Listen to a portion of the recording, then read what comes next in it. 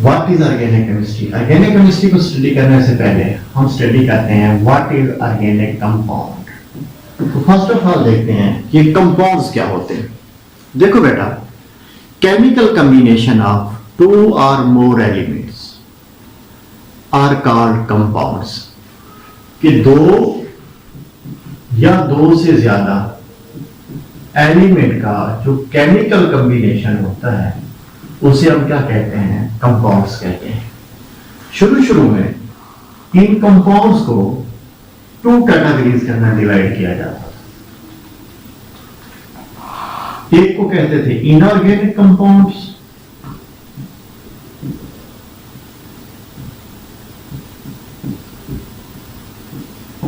और दूसरे कहलाते थे ऑर्गेनिक कंपाउंड्स।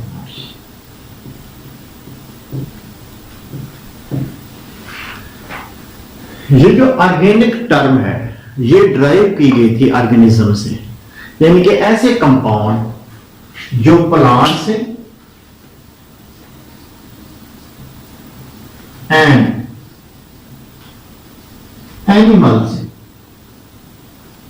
ड्राइव किए जाते हैं, उनको हम किसका नाम देते हैं? ऑर्गेनिक कंपाउंड्स का नाम देते हैं। Compounds derived from living organism, plants and animal, उनको क्या कहते थे? Organic compound. और ऐसे कंपाउंड जिनकी ओरिजिन नॉन लिविंग थिंग थी, जिनको अर्थ क्रस्ट से, मिनरल से, वाटर से, नॉन लिविंग चीजों से हासिल किया जाता था, उन्हें क्या कहते थे? इनऑर्गेनिक। साइंटिस्ट ने बहुत ज्यादा कोशिश की कि किसी ना किसी तरीके से किसी इनऑर्गेनिक कंपाउंड को ऑर्गेनिक कंपाउंड में क्या किया जाए? चेंज किया जाए, लेकिन वो कभी भी कामयाब ना हुए। ये जो उनका बार बार फेल्यूर था, उनको एक कंसेप्ट की तरफ ले गया जिसे हम कहते हैं vitalism. The earlier chemist never succeed in synthesising the organic compounds and their failure leads them toward the vitalism. Vitalism को आपकी बुक के अंदर वाइटलिज्म, वाइटल फोर्स थ्योरी के नाम से याद किया गया, लिखा गया वाइटल फोर्स थ्योरी। ये वाइटलिज्म क्या है? साइंटिस्ट ये कहते थे कि ये किसी इंसान के पास की बात नहीं है कि किसी भी इनऑर्गेनिक कंपाउंड को ऑर्गेनिक कंपाउंड में तब्दील करना, यानी ऑर्गेनिक कंपाउंड को सिंथेसाइज करना। ये कोई सुपर नेचुरल फोर्स है जो रिस्पॉन्सिबल है इन ऑर्गेनिक कंपाउंड्स को लिविंग ऑर्गेनिज्म के अंदर क्या करती है? तैयार करती है। They believe that the organic compound could be manufactured within the living organism by any super natural force and they could never be synthesized in laboratory. इनको लेबोरेटरी के अंदर हम क्या कर सकते हैं? तैयार नहीं कर सकते। उसके बाद एक साइंटिस्ट आया, एफ वुलर। इसने क्या किया? एक कंपाउंड था अमोनियम सायानेट, इसको इसने सिंपली क्या किया? हीट किया। ये अमोनियम सायानेट बेटा ये इनऑर्गेनिक कंपाउंड है।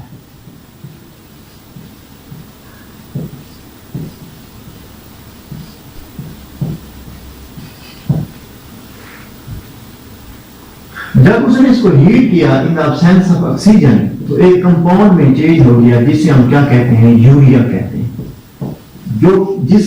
जो क्या है? ऑर्गेनिक इन नेचर, जिसकी origin living organism, urine of mammals में पाया जाता है। तो जो ही उसने इनऑर्गेनिक को ऑर्गेनिक कंपाउंड में क्या किया? कन्वर्ट किया, तो वो वेटालिज्म का क्या हो गया? आत्मा हो गया, जिसमें वो कहते थे कि इंसान के बस की बात नहीं है, ये सुपर नेचुरल फोर्स है।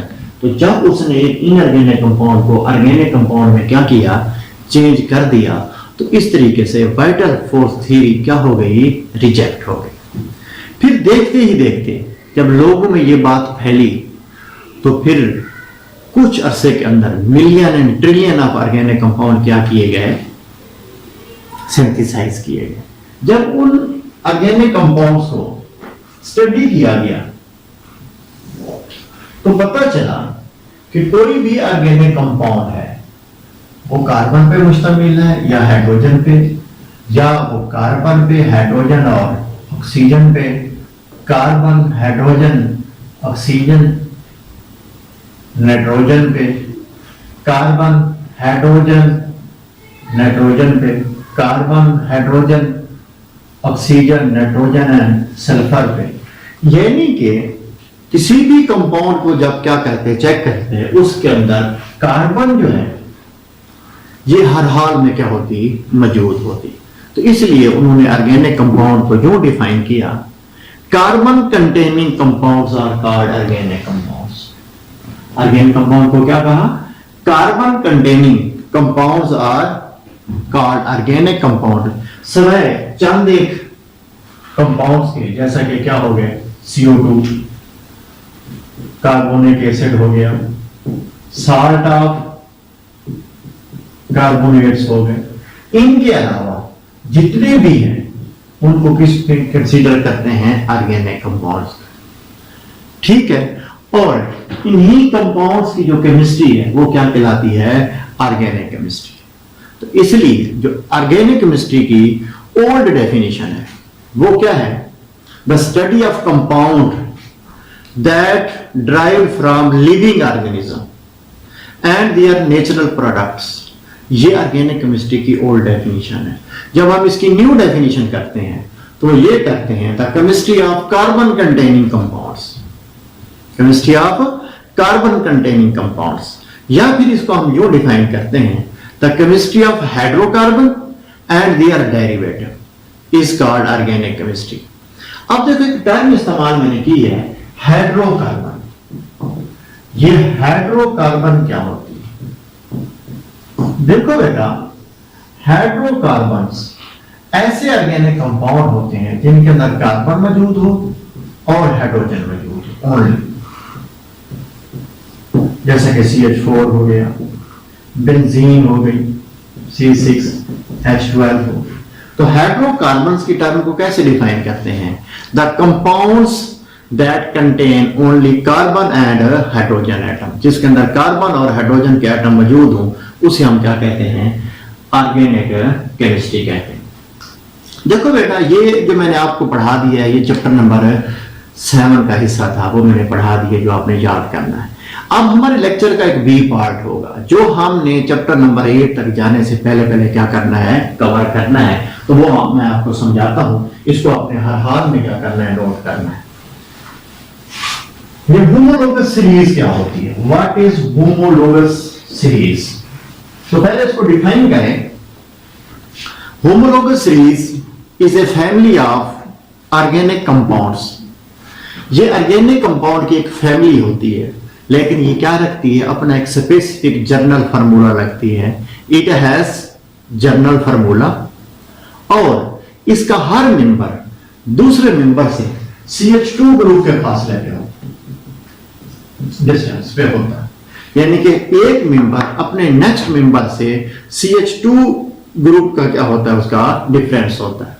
तो आप इसको कैसे कह सकते हैं कि in which each member is differs from next member by methylene group. Methylene group के क्या होता है, वो डिस्टेंस पे होता है। फॉर एग्जांपल, मैं एक ऑर्गेनिक फैमिली लिखता हूं, उसकी होमोलोगस सीरीज लिखता हूं, जैसा कि क्या है, अल्केन है। अल्केन का बेटा जो जनरल फार्मूला होता है वो होता है CnH2n+2। ओके, अब n क्या होता है, नंबर ऑफ कार्बन एटम। अगर n बराबर हो 1 के, अगर यहां पे मैं 1 पुट करूं तो 1 और आंसर आएगा क्या चीज, 2 + 1 + 2, तो सम करूंगा तो आंसर क्या आएगा, CH2। इसी तरीके से अगर मैं 2 पुट करूंगा तो आंसर आएगा C2H6। अगर मैं N3 पुट करूंगा तो आंसर क्या आएगा, C3H8। n अगर पुट करूंगा 4 तो C4H10, अगर n पुट करूंगा 5 C5H12, n पुट करूंगा अगर 6 तो C6H क्या आ जाएगा 14। इसी तरीके से अगर n पुट करूंगा मैं 7 तो आ जाएगा C7H16, अगर n पुट करूंगा 8 तो आ जाएगा C8H18, अगर n पुट करूंगा मैं 9 तो ये आएगा 20, अगर मैं n पुट करूंगा 10 तो ये आएगा C10H22। अब जिसमें ये अल्केन का ये उसका क्या हो गया, जर्नल फार्मूला हो गया। अब अगर इसके मैं नाम की बात करता हूं तो जो एक कार्बन वाला है इसको हम नाम देते हैं मीथेन का,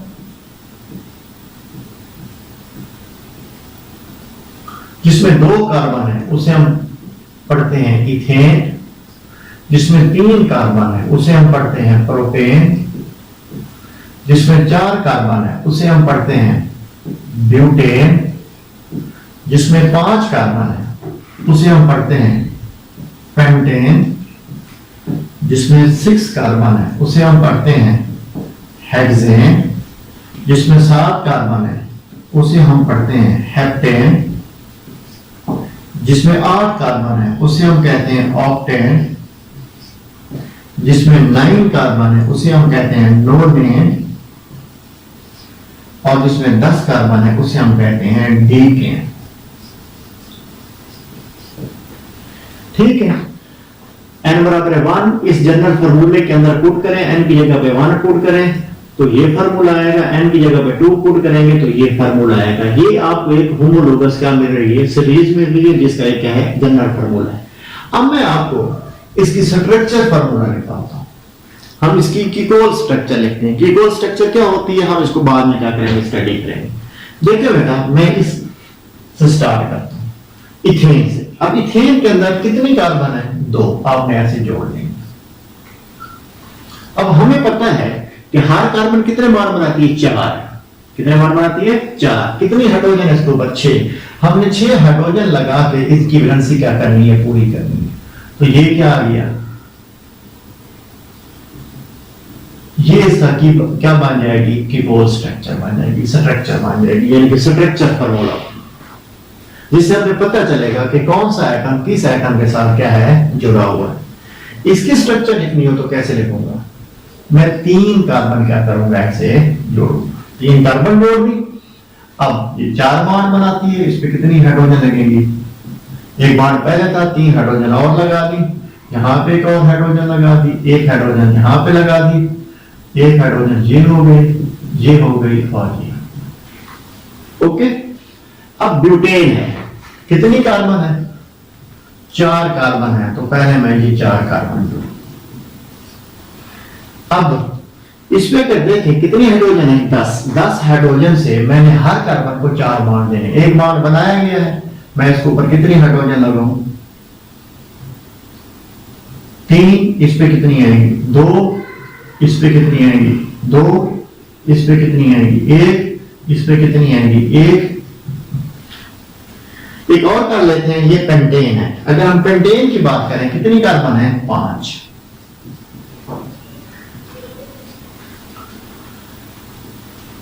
कितनी हाइड्रोजन है, 12 हाइड्रोजन लगानी है, 1 बॉन्ड है तो कितनी हाइड्रोजन लगाऊंगा, 3। यहां पे कितनी लगाऊंगा, 2, यहां पे 2, यहां पे क्या लगेंगी, 2, यहां पे क्या लगेंगी, 3। ये पूरी हो जाए, बाकी आपने ऐसे लिखेंगे। ये बेटा इनका क्या कहलाता है, स्ट्रक्चर फार्मूला।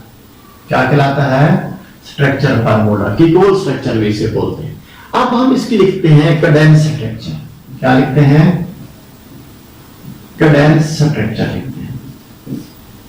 वो क्या है, इसको पहले स्टार्ट करते हैं। ये देखें क्या है जी, CH3, तो मैं लिखूंगा CH3। ये कौन सा ग्रुप है, मैं लिखूंगा CH2।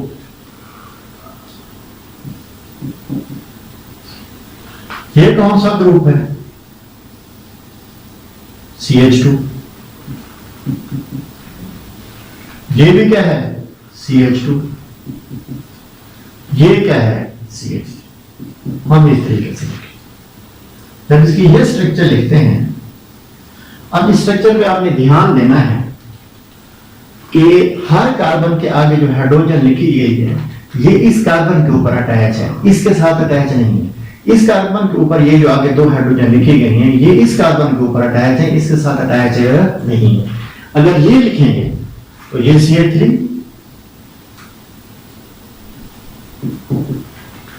ये क्या है? CH2,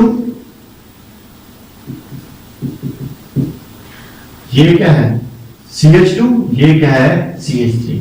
तो क्या लिखेंगे? CH2 CH3। इसको अगर मैं लिखना चाहूंगा तो CH3 CH2 CH3। इसे मैं लिखना चाहूंगा तो क्या लिखूंगा? CH3 CH3। अब देखो बेटा, इसको मैं यूं भी लिख सकता हूं कि मैं इसकी दो हाइड्रोजन को इकट्ठे लिखूं, एक हाइड्रोजन अलग लिखूं।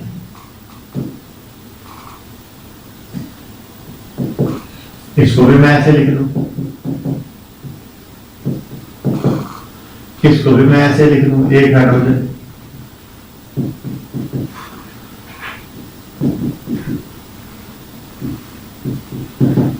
और ये क्या है? CH4।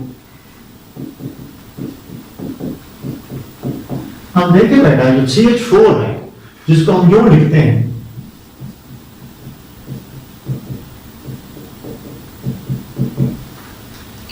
अब इसके अंदर एक CH2 ग्रुप मौजूद है, इसके अंदर दो CH2 ग्रुप मौजूद है, इसके अंदर तीन CH2 ग्रुप मौजूद है, इसके अंदर चार, इसके अंदर पांच,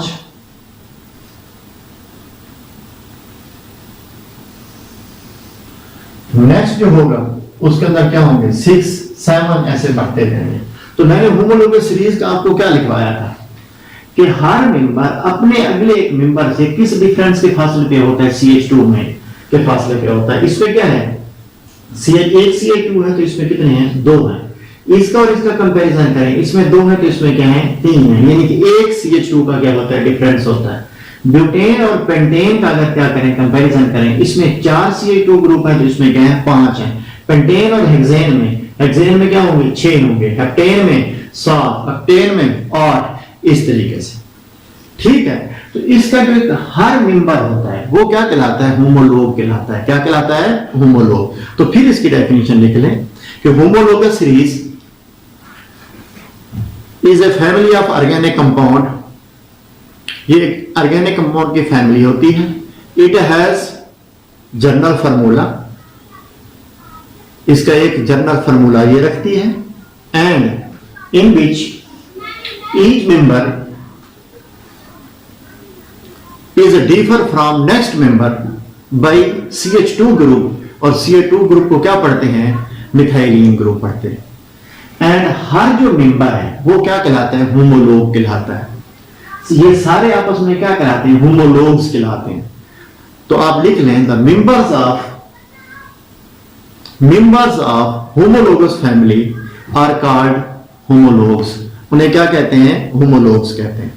अब देखो बेटा, ये मैंने क्या लिखी है? अल्केन की होमोलोगस सीरीज लिखी है। तो आप अल्केन को यहीं पे डिफाइन करते चलें कि ये अल्केन क्या होती है। तो बेटा, जो अल्केन है ये एक ऐसी हाइड्रोकार्बन होती है जिसके अंदर कार्बन और हाइड्रोजन साथ में, इसके अंदर क्या होते हैं? सिग्मा बॉन्ड होते हैं, सिंगल बॉन्ड्स होते हैं। तो आप इसको लिख सकते हैं, अल्केन इज ए हाइड्रोकार्बन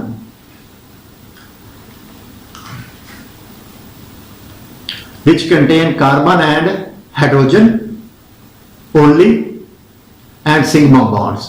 इसके अंदर कार्बन और हाइड्रोजन पे मुश्तमिल होती है और क्या होते हैं? सिग्मा बॉन्ड होते हैं।